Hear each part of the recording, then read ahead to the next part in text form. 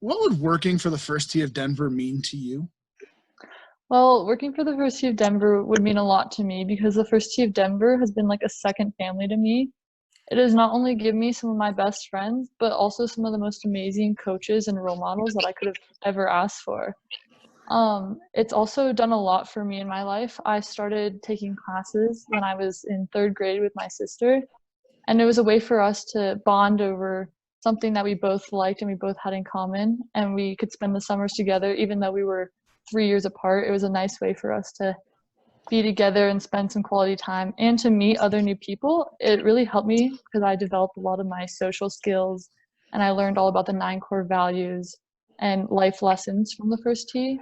And so I just want to give back to the First Tee because it's given so much to me.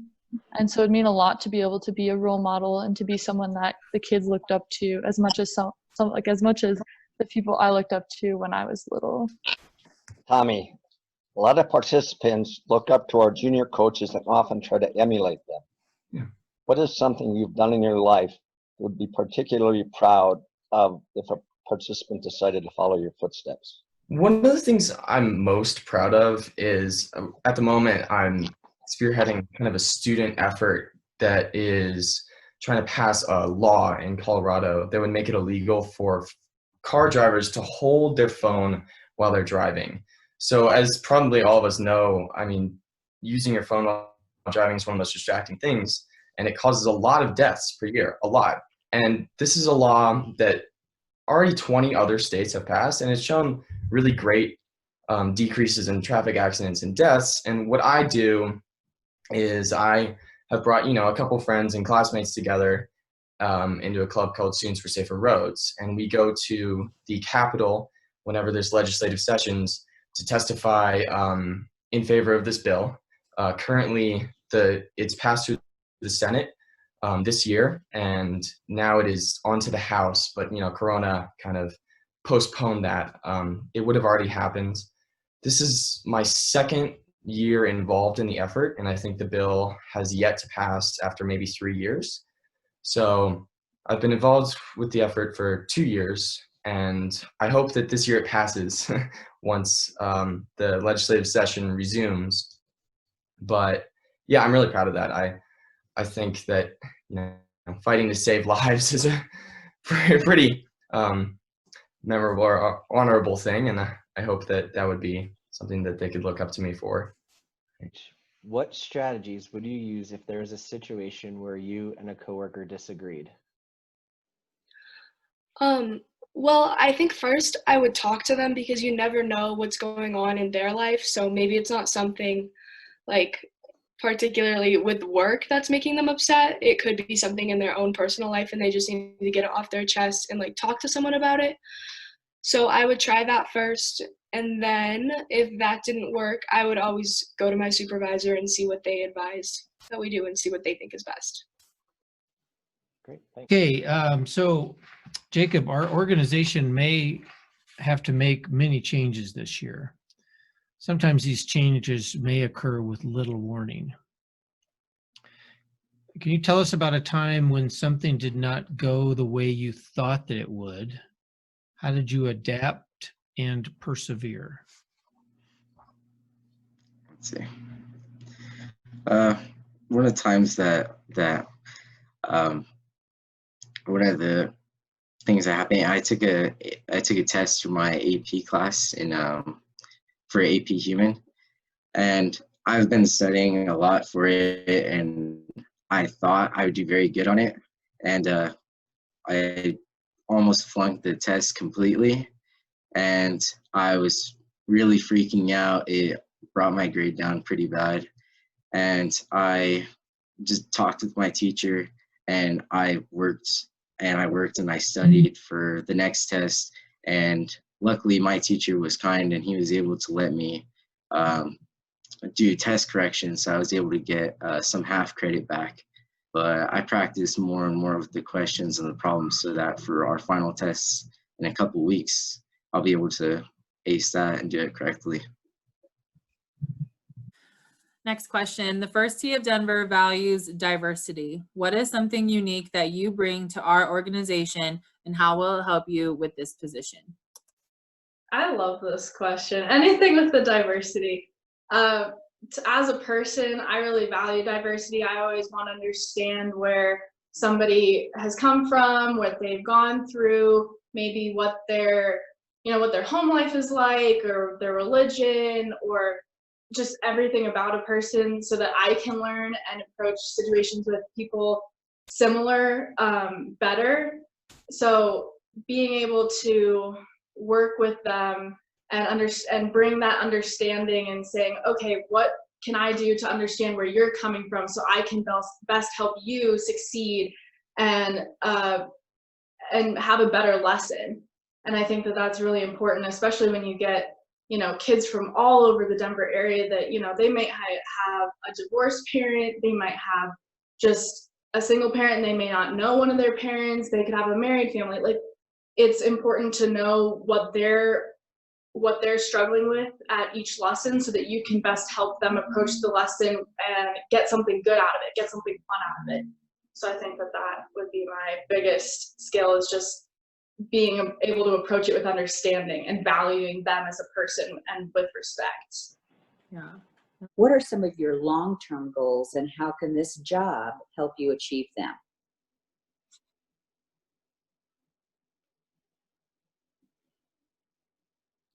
Something really important to me in the future, I want to be a servant leader. I want to be somebody people look up to and just they feel safe to ask me for help, and they look up to me and they know that I'll always be there for them. Through the First Tee of Denver, I feel like I've truly learned servant leadership. I set an example to the participants to follow, even if it's just holding the golf club correctly and not talking when an other younger kid is swinging. And I've tried to teach my cohort, my crew during the summer as an older junior golf coach, how to be respectful to each other, how to work together, how to lead. So I feel like my goal of wanting to be a servant leader in the future has really pushed me out of my comfort zone, and that the First Tee of Denver has really shaped me who I am today. So, what are your long-term goals, and how can this job help you achieve them? Well, I think I want to go to law school and then study international law. Really, what I want to do is I want to find a way to help people, and I don't like medicine and blood. So I figured law would probably be the best way. And I think that this job would really be helpful for me, because you get to learn how to interact with people. And specifically with the First Tee, there are kids from all over. Everyone has a different background, especially through the scholarship programs that they have. It's just really amazing, because obviously I go to Cherry Creek High School. It's not the most diverse place. So the First Tee has given me an opportunity to interact with such a wide variety of people, with my coworkers as well as the kids. So since I want to help people, I feel like this is a good way to inspire people as well as learn how to interact with them in the future. Okay. All right. Based upon what you know about this position, what will make you a strong junior coach for the First Tee of Denver? Well, I've been, golfing for the majority of my life, and that brings valuable skills when teaching kids how to golf. And when I was in middle school, I worked with a lot of preschoolers. It was a program that we did where we would it was actually an elective where I would help teach a young kindergarten class. And that was with the younger kids, that's helpful skills, being able to kind of socialize with them and, push them along and help them do activities and lessons and stuff. And just combining those kind of skills that I've learned over the years of First Tee and middle school with working with young kids and all my cousins, stuff like that, and my golf skills, right? And I think that makes me perfect for the job. Okay, Cassidy. based upon what you know about this position, which is a lot, we know, what will make you a strong junior coach for the First Tee of Denver? Something that would make me a strong junior coach is that I'm very enthusiastic. I love talking to the participants right before we go out to the golf course. I love hearing about their day. I feel like, especially now, once we're allowed to go back into society this summer, those younger kids are really going to appreciate conversations with different people and getting to hear different perspectives. So I love hearing their voices and hearing their stories and sharing mine as well and inspiring them to have a good time. All right. Tell us about a time you used poor judgment. What happened and what did you learn? When early freshman year, I picked the wrong group of friends to hang out with. It's not like they're, bad kids or anything, but I was just kind of a dumb little freshman and I was new and, I just wanted to find friends to hang out with. So I hung out with the soccer kids and that wasn't a very good situation for me and just and I knew it for a while. That none of them were very good friends. And it was just kind of a social learning experience for me because eventually I was just like, all right, I gotta get out of here. And I found friends that I hope, they're the best friends I've ever had at the moment. I hope that, I'll have them for like my whole life. It worked out very well in the end. I just kind of learned who's your friends and who's not and kind of what to look for in that. It was a social learning experience and bad social judgment early freshman year. Last question, Pablo. Tell us about a time you used poor judgment and what happened and what did you learn?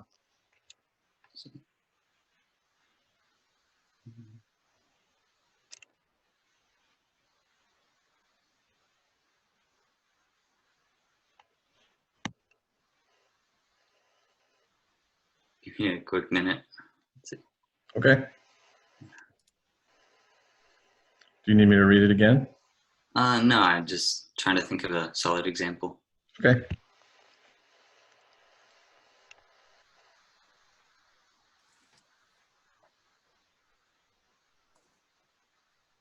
Let's see.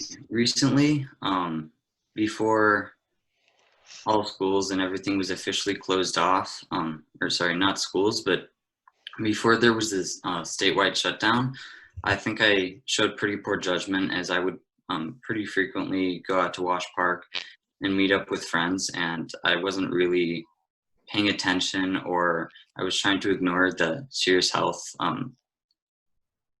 drawbacks that could pose for Denver. And I feel like in retrospect, I could have been a lot more careful and I should have really been more respectful of the elderly and how negatively that could affect everyone in my community.